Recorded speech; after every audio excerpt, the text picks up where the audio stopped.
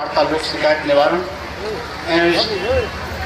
कार्यक्रम में उपस्थित जिला स्तर के विभागों के सभी वरीय पदाधिकारी, उनके सहयोगीगण, इस कार्यक्रम की अध्यक्षता जिनके पंचायत में कार्यक्रम हो रहा है, आदरणीय मुखिया जी, ग्राम पंचायत राज धनकुटवा, यहाँ के प्रमुख जी, अन्य सभी जो राजनीतिक दलों के जुड़े हुए लोग हैं और त्रिस्तरीय पंचायत निकाय के तमाम जनप्रतिनिधिगण, पूर्व प्रतिनिधिगण, समाज सेवी, बहुत सारे सभी संवर्गों के लोग आए हुए हैं, काफी बुद्धिजीवी लोग हैं और बहुत सारे लोगों का चेहरा देखा हुआ है। और इस कार्यक्रम में उपस्थित इतनी बड़ी तादाद में उपस्थित बहनों और भाइयों, प्रिंट इलेक्ट्रॉनिक मीडिया के प्रतिनिधिगण, आप सभी अवगत हैं कि यहाँ लोक संवाद कार्यक्रम पश्चिमी चंपारण में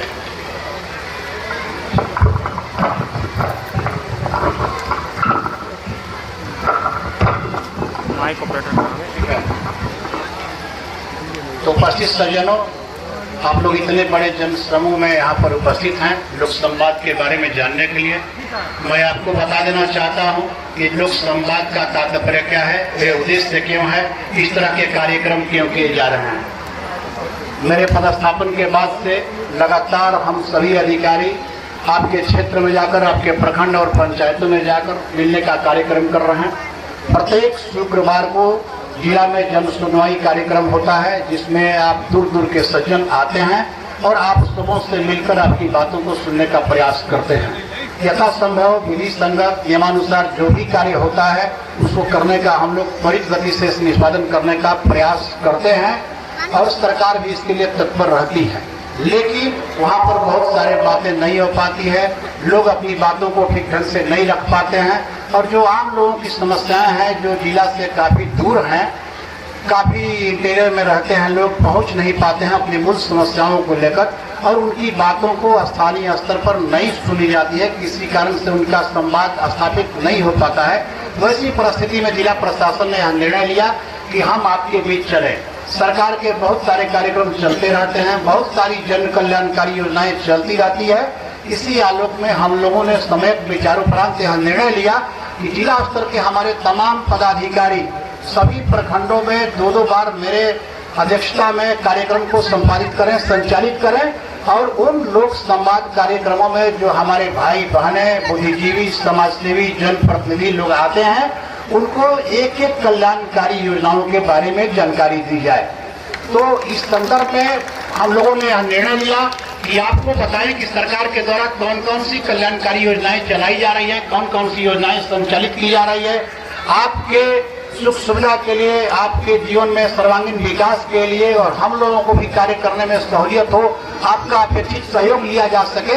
इन्हीं सब कारणों से हम तमाम पदाधिकारी आपके बीच आने का काम किए हैं, आपकी बातों को सुनने का कार्य किया है। अभी मंच संचालक डीएसओ साहब ने बता रहा था कि जन संवाद क्या है।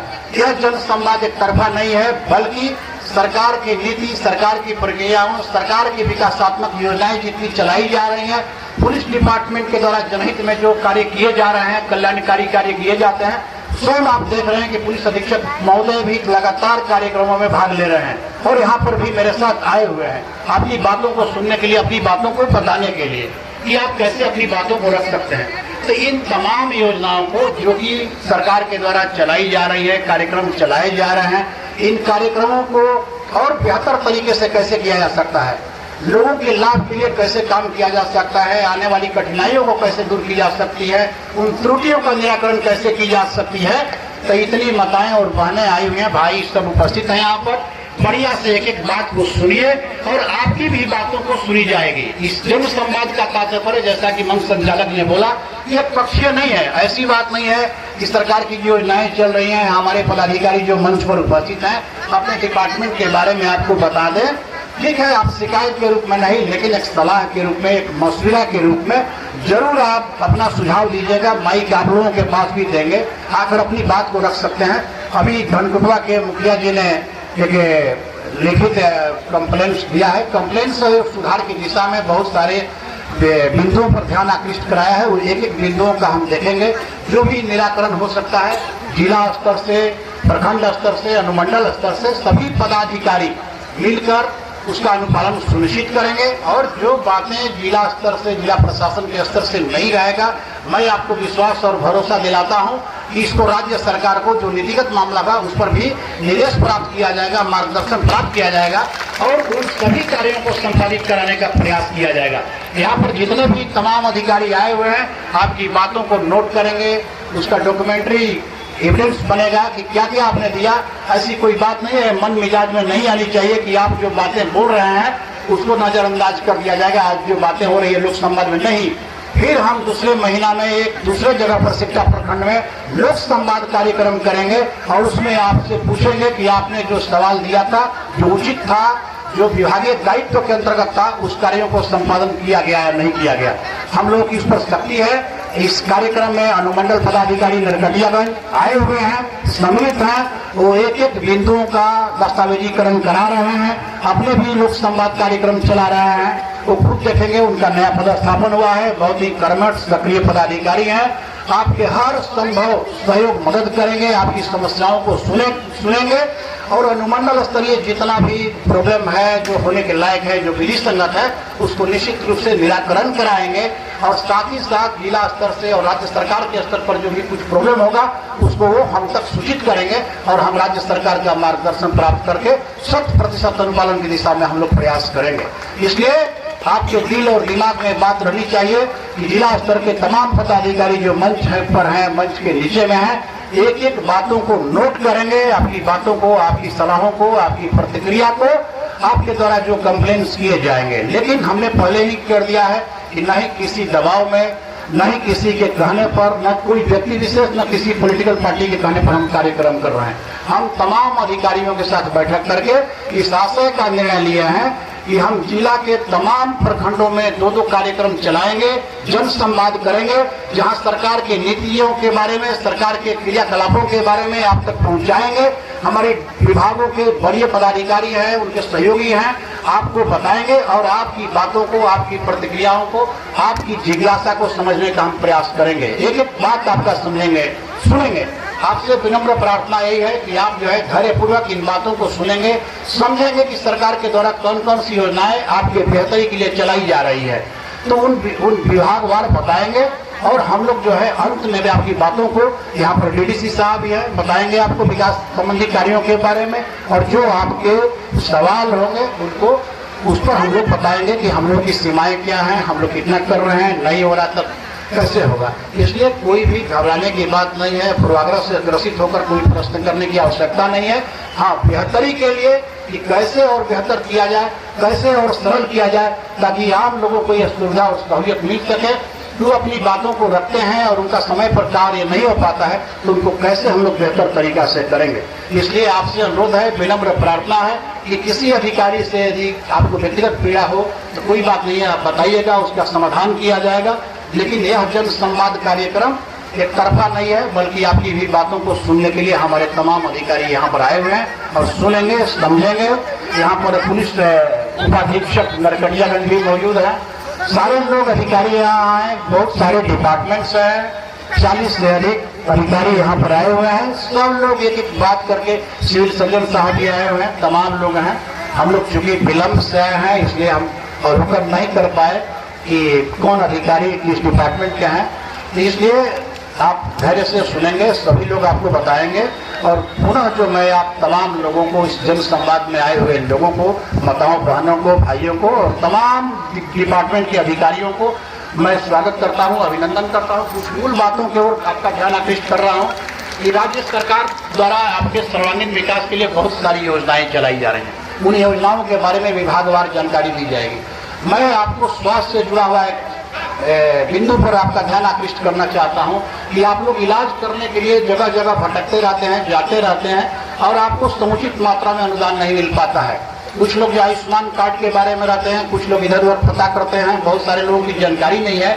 तो मैं आपको इस मंच के माध्यम से बता देना चाहता हूं कि यह राज्य सरकार जो है मुख्यमंत्री चिकित्सा अनुदान के रूप में आपको 20,000 रुपये से लेकर के 5 लाख रुपये तक का चिकित्सा अनुदान उपलब्ध कराती है।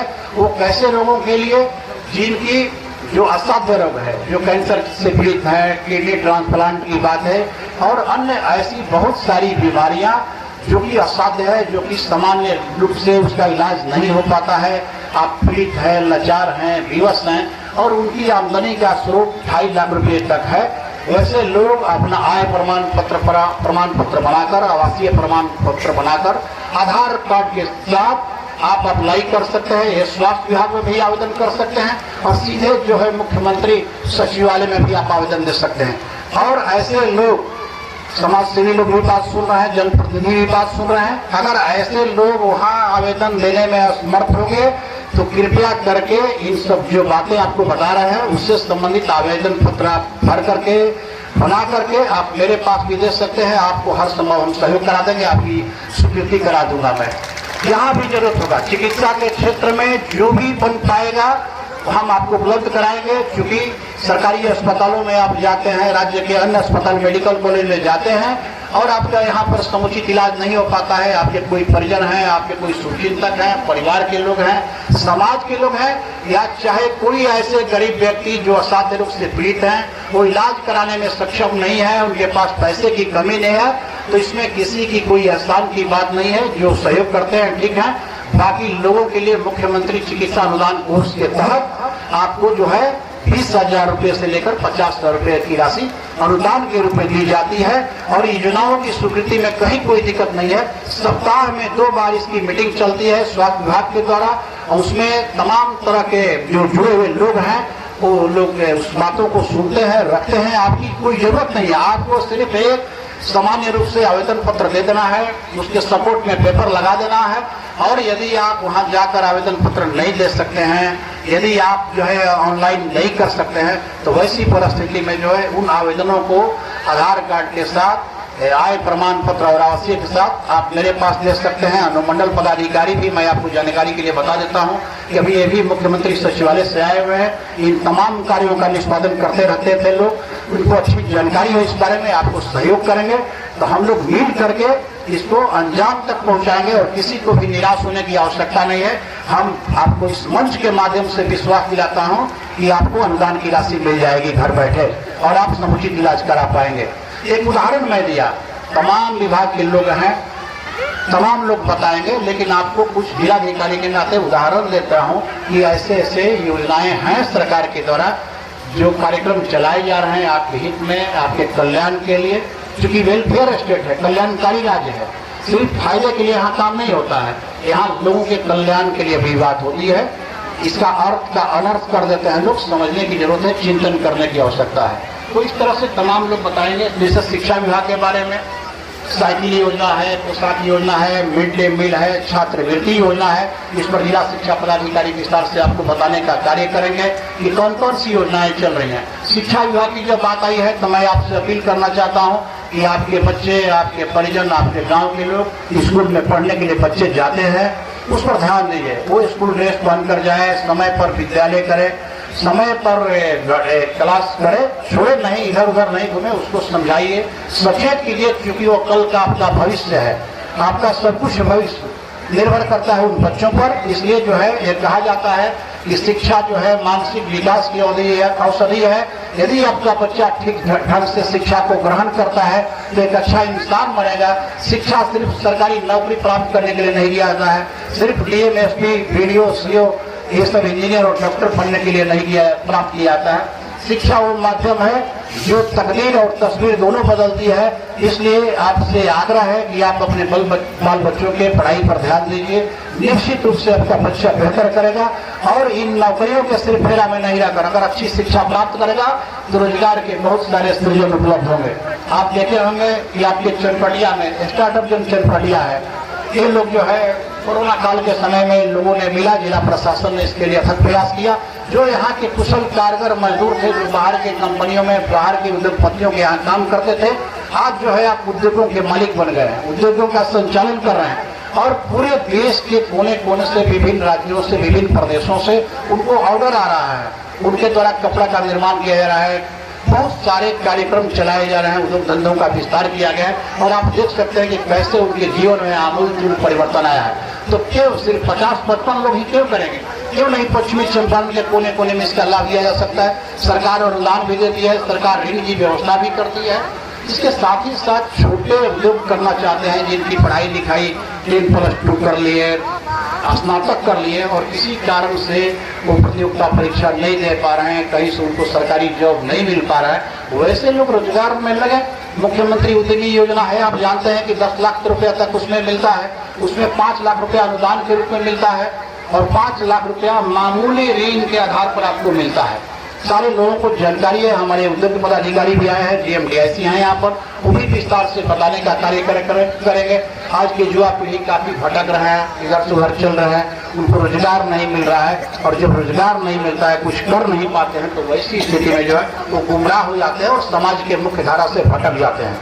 तो समाज से भटकने की आवश्यकता नहीं है, ध्यान देने की आवश्यकता है। सरकार के द्वारा बहुत सारी कल्याणकारी योजनाएं चलाई जा रही है जो आपके हित में है और हम लोग जो यहाँ लोक संवाद में आए हैं तो कोई कृपा नहीं कर रहे हैं, कोई एहसान नहीं कर रहे हैं। ये हम लोगों का नैतिक दायित्व बनता है कि जो सरकार के द्वारा कार्यक्रम चलाए जा रहे हैं उसके बारे में विस्तार से आपको जानकारी दिया जाए।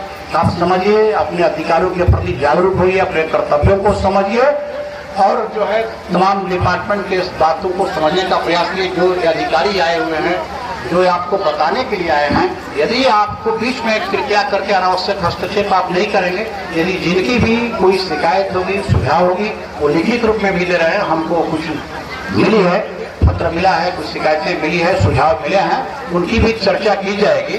और यदि आप बोलना चाहते हैं तो बताइएगा। यहाँ पर जो मंच का संचालन कर रहे हैं बड़े अधिकारी, उनके पास भी आप अपना स्लिप भेज सकते हैं, नाम प्रस्तावित कर सकते हैं, आपको मौका दिया जाएगा। लेकिन उन अधिकारियों की बात को सुन लीजिएगा। जो लोग भी लिखित रूप में कोई सुझाव दे रहे हैं, प्रतिक्रिया दे रहे हैं, उनको चाहे जो मौखिक रूप से बोलेंगे, सभी लोगों को निश्चित रूप से उनकी सुनी जाएगी, उनको समझा जाएगा। इसके साथ ही साथ एक बहुत ज्वलंत मुद्दा की ओर आपका समस्या की ओर आपका ध्यान आकृष्ट करना चाहते हैं कि आजकल समाज में जो है भूमि विवाद को लेकर हम 6 महीने से लगातार यहाँ कार्य कर रहे हैं और जिले के कोने कोने में सभी प्रखंडों में जाने का कार्य किए हैं, लोगों से मिलने का कार्य करते हैं।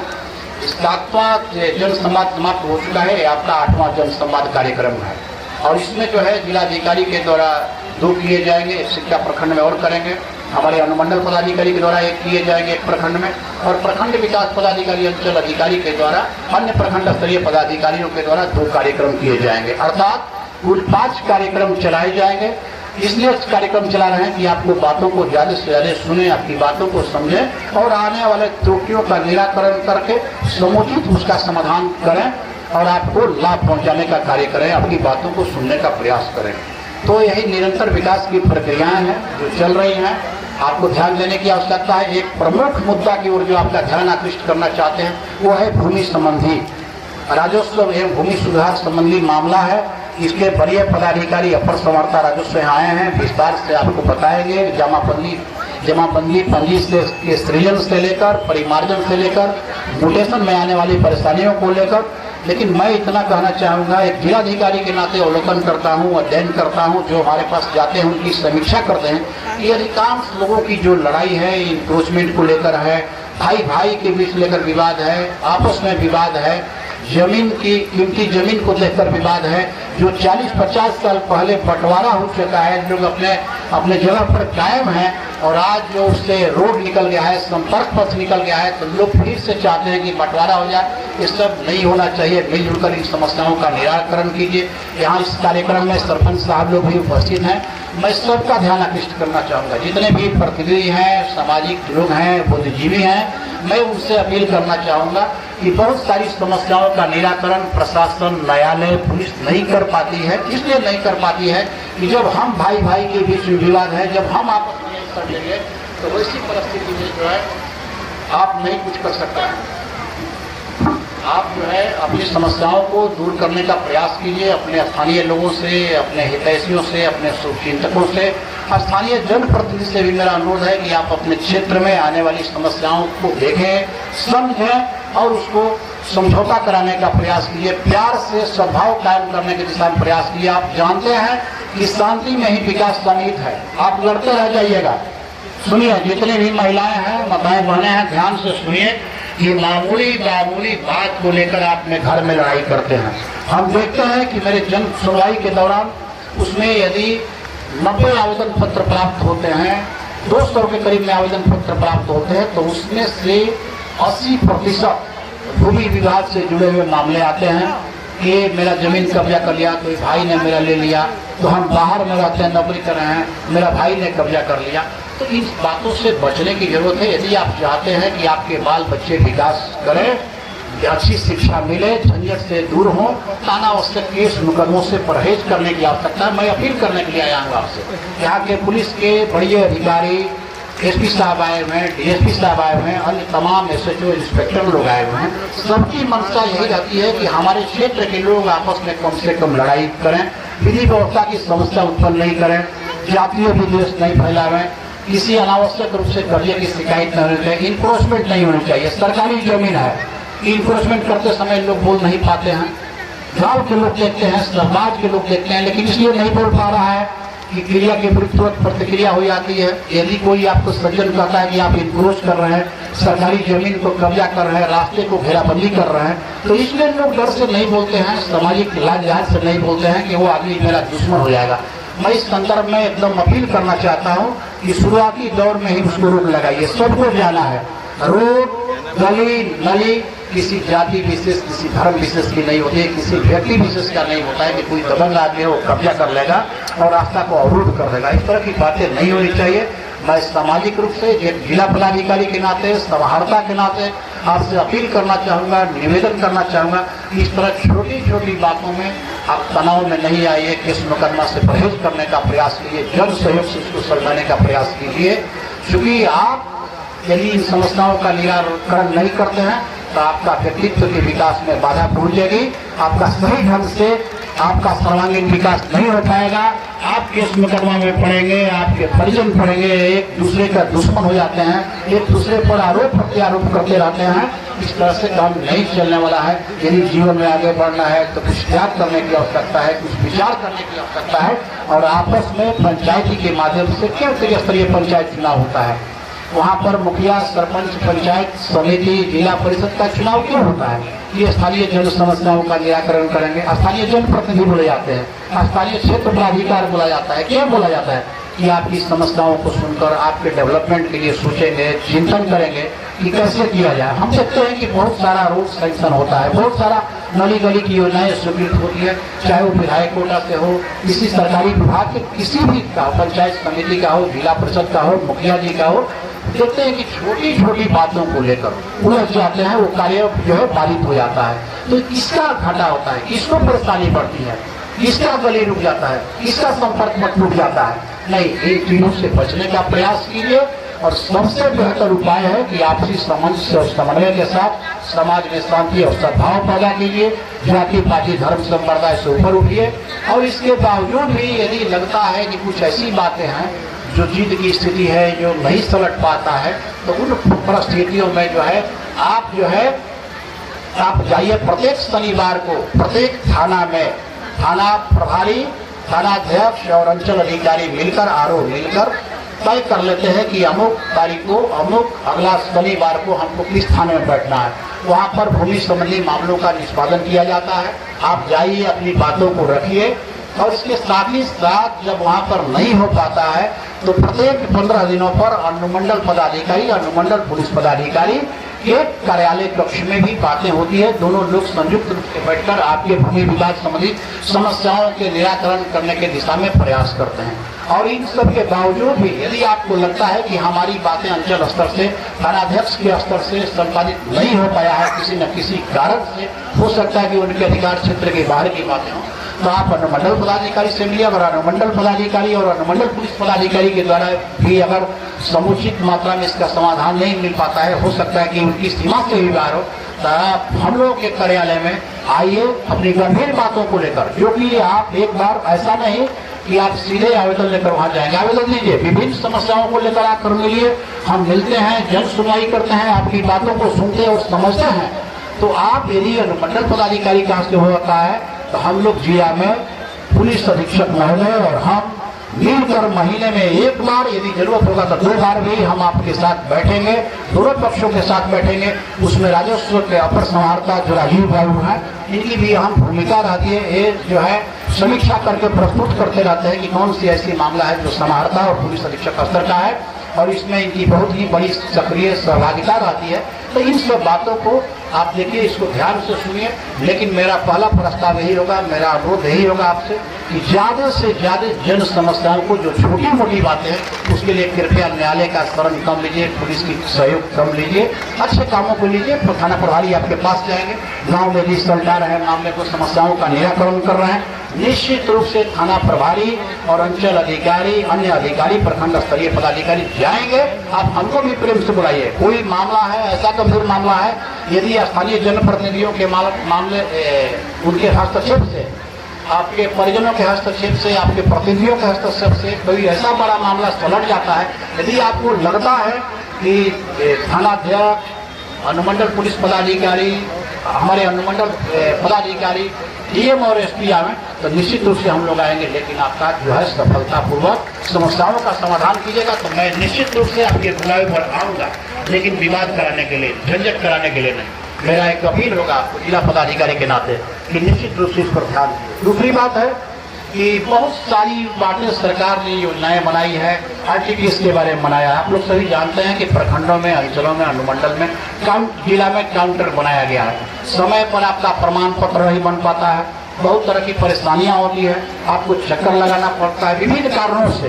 तो इसमें घबराने की कोई बात नहीं है। अनुमंडल स्तर पर अनुमंडलीय लोक शिकायत निवारण पदाधिकारी बैठते हैं, और जिला स्तर पर जिला स्तरीय लोक शिकायत निवारण अधिकारी जो एडीएम साहब है यहाँ पर उपस्थित हैं। इन बिंदुओं पर व्यापक रूप से प्रकाश आपको डालेंगे कि कैसे कैसे इन समस्याओं का समाधान किया जाता है, और करते भी लोग हैं। इसकी समीक्षा हम लोग लगातार करते रहते हैं। इन तमाम बिंदुओं के बारे में पथ निर्माण के अभियंता हैं, मत्स्य पालन से हैं, स्वास्थ्य से हैं, शिक्षा से हैं, डीपीएम से हम लोग जब आ रहे थे, डीपीएम से बता रहे थे। तो बहुत सारे बिंदु हैं, बहुत सारे डिपार्टमेंट हैं, उसके बारे में आपको बताएंगे, और उनकी समस्याओं का निराकरण के बारे में आपसे अनुरोध है कि आप ध्यानपूर्वक अपनी इनकी बातों को सुनेंगे, और पुनः आपकी बातों को भी, आपकी भी प्रतिक्रियाओं को ली जाएगी। मैं अंत में ही कहना चाहूँगा जिला पदाधिकारी के नाते कि आपका सर्वांगीण विकास तभी संभव है जब आप सचेत रहेंगे, अपने दायित्वों के प्रति, अपने कर्तव्यों के प्रति जागरूक रहेंगे, समझेंगे, सोचेंगे कि कौन कौन सी कल्याणकारी योजनाएं चलाई जा रही हैं आपके लिए, और आपको जानना होगा, आपको समझना होगा, और इसके बेहतरी के लिए ये और बेहतर कैसे हो। अब जैसे हम लोग रास्ते में आ रहे थे, एक रोड बना हुआ है, उसमें देखिए गाँव में काफ़ी पानी लगा हुआ है रोड पर, तो ध्यान देने की आवश्यकता है गाँव के लोगों को, समस्याओं को मिलकर कि पानी की निकास कैसे होगी। फिर भी यहाँ पर ग्रामीण कार्य विभाग के अभियंता आए हुए हैं, मैं उन्हें निर्देशित करना चाहूँगा कि इस रास्ते से, जिस रास्ते से हम लोग चनपटिया से आए हैं, 2 टोला में पानी लगी हुई है मेन रोड पर, लगता है कि हाल का आपका रोड बना हुआ है, तो जरूर आप लोग देखेंगे उसको, और उस समस्याओं को निजात दिलाने के दिशा में प्रयास करेंगे, और की गई कार्रवाई से आप हमें भी अवगत कराएंगे। तो इस तरह से तमाम समस्याएं हैं, उसका समाधान होगा। सकारात्मक रूप से आप लोग रहिए, एक अच्छे विकास की दिशा में आप सोचिए, चिंतन कीजिए।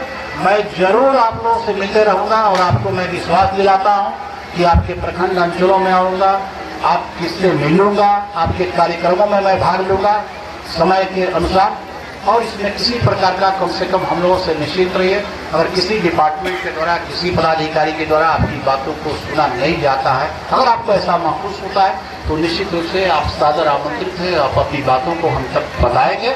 बहुत सारे अधिकारियों को अपनी अपनी बातें रखनी है, पुलिस अधीक्षक महोदय भी आपसे बात रखेंगे। इसलिए पूरा एक बार आप तमाम लोगों का अभिनंदन करता हूँ, स्वागत करता हूँ, और जिला पदाधिकारी के नाते अंत में आपको यही कहना चाहूँगा कि एक सद्भावपूर्ण, शांतिपूर्ण वातावरण में विकास कार्यों को अंजाम दीजिए। आप अच्छे से रहेंगे, आप खुशहाल रहेंगे, तो हमें भी खुशी होगी, और आपके साथ मिलजुल कर काम करने में, समन्वय स्थापित करके चलने में बहुत अच्छा लगेगा। पूरा एक बार आप आए हुए तमाम सज्जनों को, माताओं या बहनों को, भाइयों को, सभी लोगों को ढेर सारी शुभकामनाएं। धन्यवाद। और धन्यवाद आदरणीय